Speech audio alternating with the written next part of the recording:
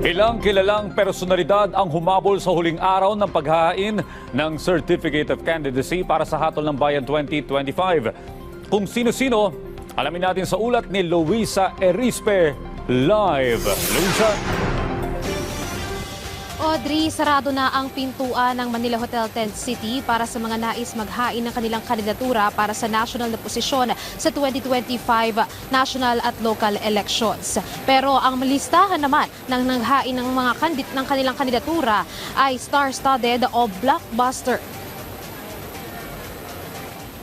Kung mga luma at bagong muka sa politika ang dumating kahapon sa Manila Hotel Tent City para maghain ng kandidatura, ngayong araw, mga kontrobersyal na personalidad naman ang humabol sa huling araw ng COC filing. Unang-una na dyan ang ikinagulat ng lahat na pagtakbo ni KOJC leader Pastor Apollo Kibuloy bilang isang senador. Bagamat hindi siya ang personalidad na humarap sa COMELEC, nagsumiti naman ng special power of attorney sa kanyang abogado para sa kanyang COC. Sakaling makapwesto anya sa Senado ang kanyang advokasya, proteksyonan ang mga Pilipino, religious freedom at puksain ang korupsyon. Ang focus po niya, bakit siya tumakbo?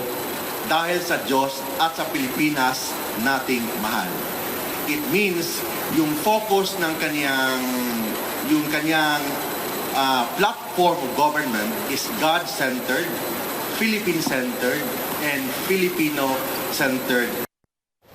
Nagsumite ng COC si Kibuloy sa ilalim ng Workers and Peasants Party o WPP. Pero ang senatorial slate ng WPP na naghain din ngayong araw ng kanilang COC, tila nagulat naman na kasama pala nila si Kibuloy sa kanilang partido.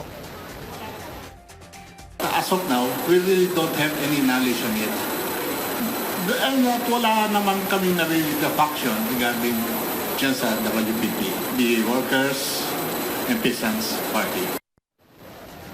Isa pa sa listahan ng mga naghain ngayong araw ay si dating Executive Secretary Vic Rodriguez. Sabi niya ang kanyang plataforma, transparency and accountability at paglaban din sa korupsyon. Naghain siya ng COC bilang independent candidate pero kapansin-pansin na nag-fist gesture ito na trademark ng Administrasyong Duterte. Sabi niya personal siyang inendorso ng dating Pangulo. Magkasama kami ni Pangulong Duterte sa hakbang ng maisog at ang aming isinusulong ay ang isang gobyernong may transparency, accountability, peace and security. And just before I go here, I was endorsed by President Duterte as among his candidates, but I'm not running under PDP. Giniit naman ni Rodriguez na tatayo siyang muka ng tunay na oposisyon. Pero nang tanungin paano niya ito nasabi, ang sagot lang niya, wala na oposisyon. Maraming nagpo-posturing na oposisyon and wala naman tunay na oposisyon. What about, sir, yung mga sa Liberal Party, sir? Do you consider them opposition or not? Do you? Do you? No, sir. What about you? In our present day and setting, do you consider anyone an opposition now? bukod naman sa kanila, ilan din sa naghain ng kanilang kandidatura sa pagkasenador si dating Representative Rodante Marcoleta na ngayon ay senatorial aspirant na. Nandyan din si former Senator Kiko Pangilinan, nakasama pa niya ang kanyang asawa na si megastar Sharon Cuneta at Liberal Party leader na si former Senator Laila de Lima. Ang buzzer beater naman kanina sa paghahain ng kandidatura ay ang aktor na si Willie o Wilfredo Revillame na nagsumite ng COC sa pagkasenador. Siya ay independent candidate at anya ang dahilan ng kanyang pagtakbo ay ang nakikita niyang awayan ngayon sa politika. Bukod naman sa senatorial aspirants, blockbuster din ang mga nagsumite ng CONCAD na party list tulad ng Arte Party List na isa sa nominado nila ay ang beauty queen na si Shamsi Supsup, Agri Party List, Sagip Party List at nandyan din ang Click Party List na nagnanais naman pumasok sa politika. Ang amin pong 4 pillars ng amin pong Click Party List, hayaan niyo pong banggitin ko sa inyo. Ano po ba ang Click, ang acronym?